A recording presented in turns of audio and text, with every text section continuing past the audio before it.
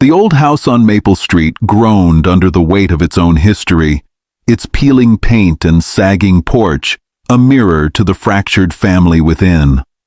Lila Grayson, 16, stood in the dim hallway, her thin frame barely casting a shadow. Her dark curls were tied back, her hazel eyes fierce despite the ache in her chest. She clutched a worn notebook, her refuge of stories and dreams, as she faced her father, Harold Grayson. Harold, a broad man with a permanent scowl, sat at the kitchen table, nursing a whiskey. The air was thick with unspoken grudges. "Father," Lila began, her voice trembling but resolute, "I need to know why you hate me.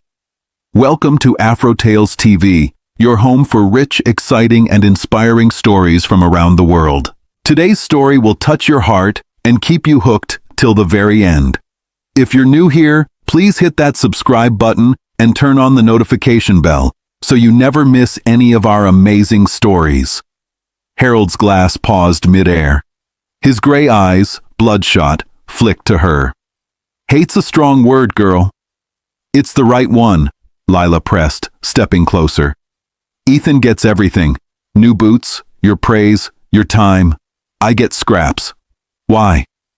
Ethan, her younger brother, was upstairs, probably playing with the shiny bike Harold had bought him last week. Lila's bike, second-hand and rusted, had been sold off to pay a bar tab. She'd stopped asking for fairness years ago, but tonight, the weight of it crushed her. Harold leaned back, his chair creaking. "You're not my daughter, Lila. Never were. That's why." The words landed like a slap. Lila's breath caught. "What?" "Your mother, God rest her soul, came to me pregnant with you. Some kid's mistake before we met. I took her in, gave you my name, but you're not mine." His voice was cold, final. "Ethan's my blood. You're just... here." Lila's notebook slipped from her hands, pages splaying on the floor. "You've known all along, and you never told me?" "What's to tell?"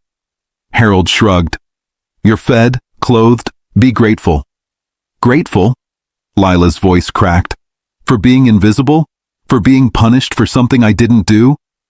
Harold stood, towering over her. "Enough. You want more?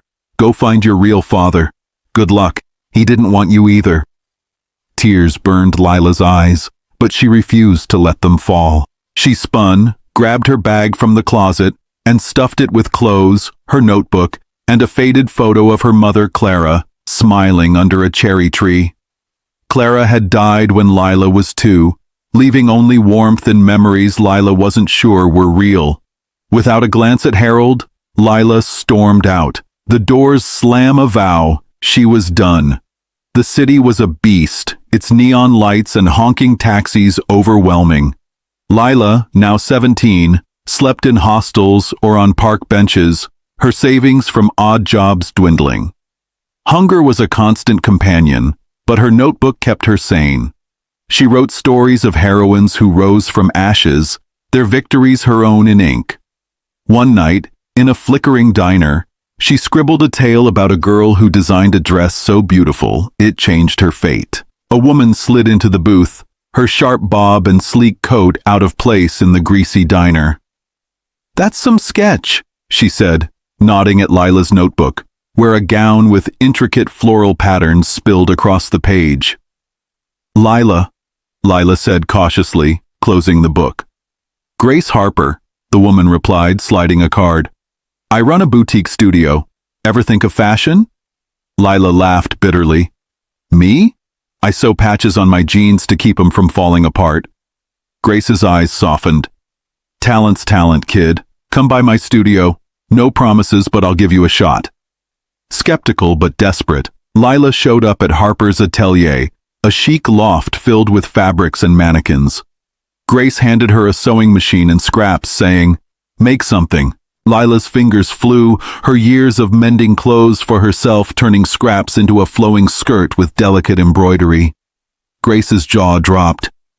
"You learned this where?" Grace asked. "Necessity," Lila said flatly. Grace hired her on the spot, starting her as an apprentice. Lila soaked up every lesson, from cutting patterns to negotiating with suppliers. At night, she sketched, her designs bold, dresses that told stories of survival, defiance, hope. But Grace's studio was struggling, debts piling up. Lila overheard Grace on the phone, pleading with creditors. One evening, Lila stayed late, finishing a gown for a local gala. It was her design, a deep emerald dress with a neckline that shimmered like stars. "Grace, enter this in the gala's showcase," Lila urged, holding up the gown. "It's your work," Grace said. "But it could save us." Grace hesitated, then nodded. The gala night was electric. Lila watched from the sidelines as a model wore her gown, the crowd murmuring its praise. A buyer, a sharp-eyed woman named Vivian Holt from a major fashion house, cornered Grace. "That dress? Whose is it?" Grace beckoned Lila over. "Hers, Lila Grayson." Vivian's brows rose. "You're what, 18? Come to New York. I'll fund your training if you design for Holt House." Lila was stunned. "Why me?" "Because you've got fire," Vivian said. "I can teach the rest." New York was where Lila bloomed. At 20, she graduated from design school, her collection, a series of gowns inspired by forgotten women, winning awards. Holt House promoted her, but Lila wanted her own brand. She saved relentlessly, living frugally, and at 22, launched Lila Grayson Designs. Her debut show was a hit, her dresses worn by actresses and influencers, each piece a story. By 25, Lila was a household name, her flagship store on Fifth Avenue a gleaming beacon of her grit. But success didn't erase the past. Lila avoided thinking of Maple Street, but one night, at a charity auction, a familiar name caught her eye. Ethan Grayson, guest artist. Her brother, now a struggling painter, was donating a canvas. Lila slipped in, hood up, to see him.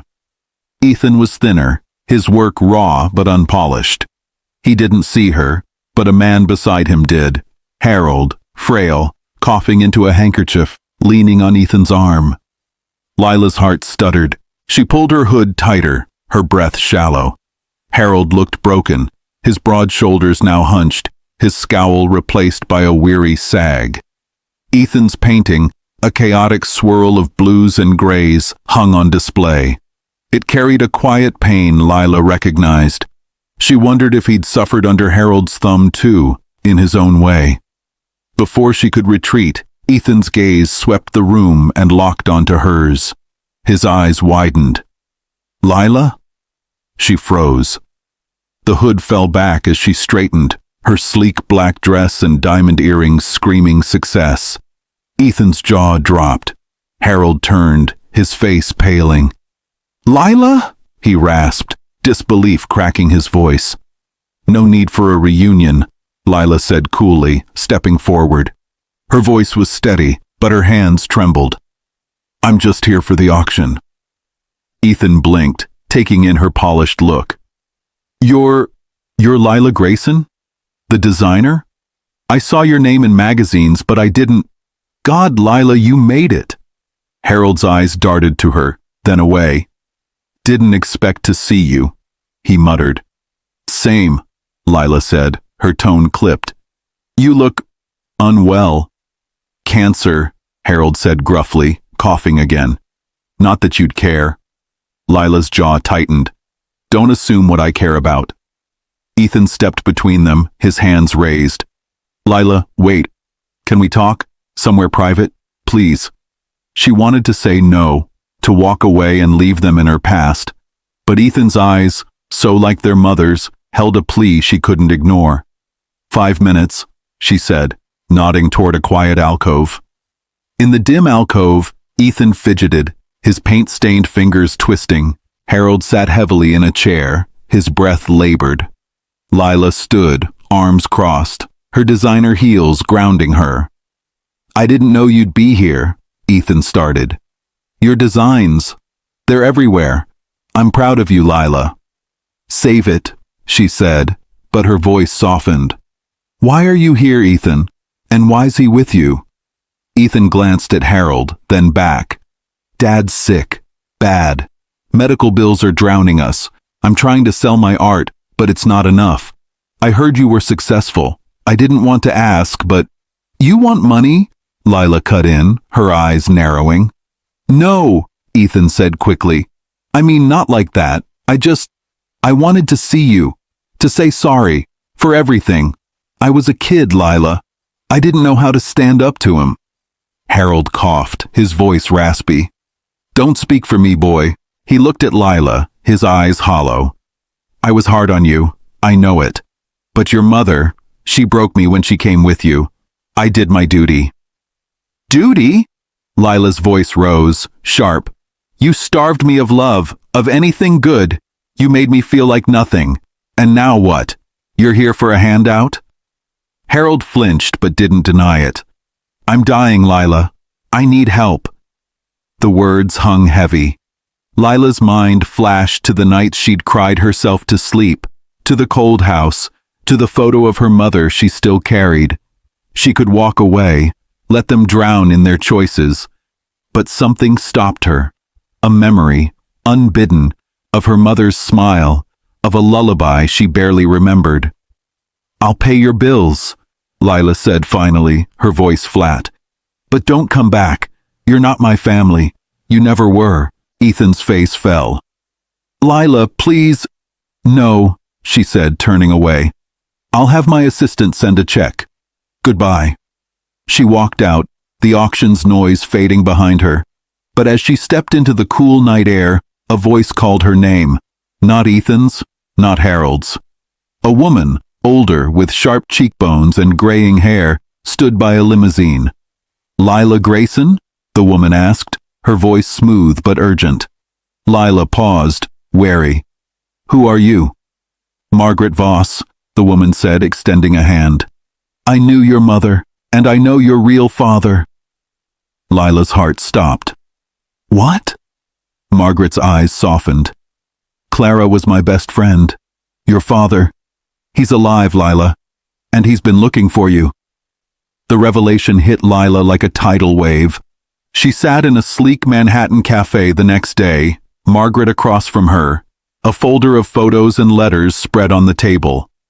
Lila's hands shook as she touched a picture of a young Clara, laughing with a man, tall, with hazel eyes like hers, his smile warm. His name's Daniel Carter, Margaret said. He was a musician, young and broke when he met Clara. They were in love, but he left for a tour before she knew she was pregnant. When he came back, Clara was gone, married to Harold, raising you. Daniel never knew about you until Clara's death. He's been searching ever since. Lila's throat tightened. Why didn't she tell him? Clara was scared, Margaret said. Harold offered stability, a home. She thought it was best for you, but she wrote to Daniel before she died, confessing everything. By then, it was too late. Lila traced the man's face in the photo. Where is he now? London, Margaret said. He runs a small music school. He's not wealthy, Lila, but he's kind. He'd want to meet you. The idea terrified her. Another father, another chance for rejection. But the photo, the letters, Clara's looping handwriting, confessing her love for Daniel, felt like a lifeline. Lila spent weeks wrestling with it, her empire humming around her. Her designs were thriving, her latest collection inspired by her mother's memory selling out globally. Yet the past gnawed at her. She flew to London on a whim, her assistant booking a discreet trip. Daniel's music school was a modest brick building in Camden, filled with the sound of pianos and violins. Lila stood outside, clutching her mother's photo, her heart pounding. A man stepped out, older now, his hair streaked with gray, but those hazel eyes unmistakable. Lila? He asked, his voice trembling. She nodded, unable to speak. Daniel's face crumpled, and he pulled her into a hug. I didn't know, he whispered. I swear, I didn't know. They talked for hours, then days. Daniel was no billionaire, no savior, just a man who'd loved Clara and lost her, who'd built a quiet life teaching kids to play music. He showed Lila his guitar, the one he'd played for Clara, and taught her a few chords. She told him about her designs, her pain, her rise. He listened, his pride quiet but real. But the past wasn't done with Lila. Back in New York, Ethan showed up at her flagship store, alone. His face was gaunt, his eyes red. "Lila, I need to talk." She sighed, leading him to her office. "I sent the money. What now?" "It's Dad," Ethan said. "He's worse. The cancer's spread. But that's not all. He lied to you." Lila froze.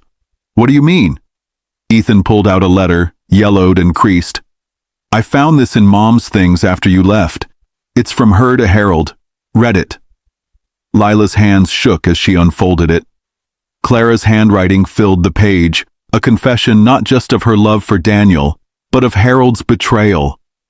Clara had wanted to leave Harold, to take Lila and find Daniel, but Harold had threatened to ruin them. He'd known Lila was his stepdaughter, but claimed her as his own to trap Clara, to keep her from leaving. The letter ended with a plea, "Tell Lila I love her. Tell her she's enough." Lila's vision blurred with tears.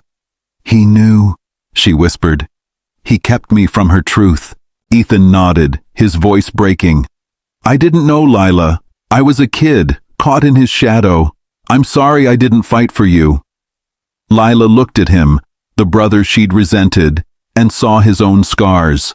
Harold's love had been a cage for Ethan too, demanding perfection he couldn't give. She took a breath, steadying herself. "I'm done hating," she said, "but I can't forgive him. Not yet." Ethan nodded, tears falling. "Can I stay in touch? Not for money, for you?" Lila hesitated, then nodded. "We'll see." Months later, Harold's condition worsened. Lila got the call from Ethan while in Paris, launching her spring collection.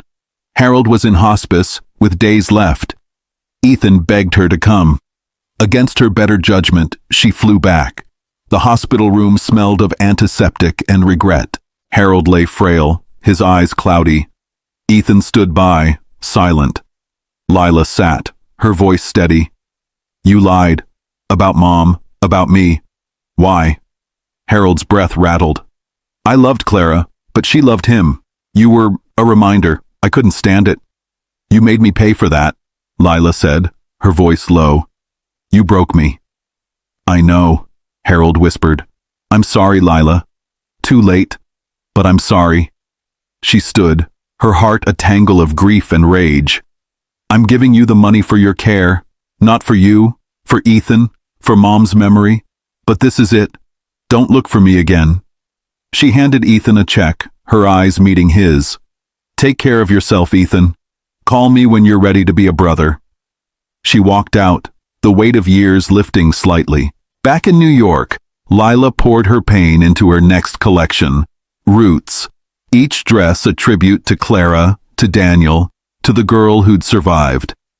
Daniel flew in for the show, his quiet pride a balm. Ethan sent a painting, a soft abstract of a cherry tree, with a note, "I'm trying, Lila." Lila hung it in her office, a small step toward healing. She'd built an empire from ashes, found a father who loved her, and maybe, just maybe, a brother who could learn to. Harold's shadow lingered, but it no longer defined her. She was Lila Grayson, and she was enough. Moral lesson of Lila's story. The story of Lila Grayson teaches us that true strength lies in rising above adversity and defining your own worth, regardless of others' rejection or betrayal. Lila's journey from a neglected child to a successful designer shows that pain and hardship can fuel resilience and purpose, but only if we choose to channel them constructively. Her father Harold's cruelty and lies stemmed from his own insecurities, illustrating how bitterness can poison relationships and hurt those closest to us. Yet, Lila's choice to provide financial help while setting boundaries with Harold and Ethan highlights the power of forgiveness tempered with self-respect. You can show compassion without sacrificing your own healing. Additionally, her discovery of her biological father, Daniel, underscores that family is not just about blood, but about genuine connection and love. The story reminds us to let go of toxic ties, embrace those who uplift us, and build a life rooted in our own truth and dignity, no matter how others try to define us. Thank you for watching this story on Afrotales TV. If you enjoyed it, please give it a thumbs up, leave us a comment, and share with friends and family. We have more beautiful stories coming your way, so subscribe and stay tuned. See you in the next one.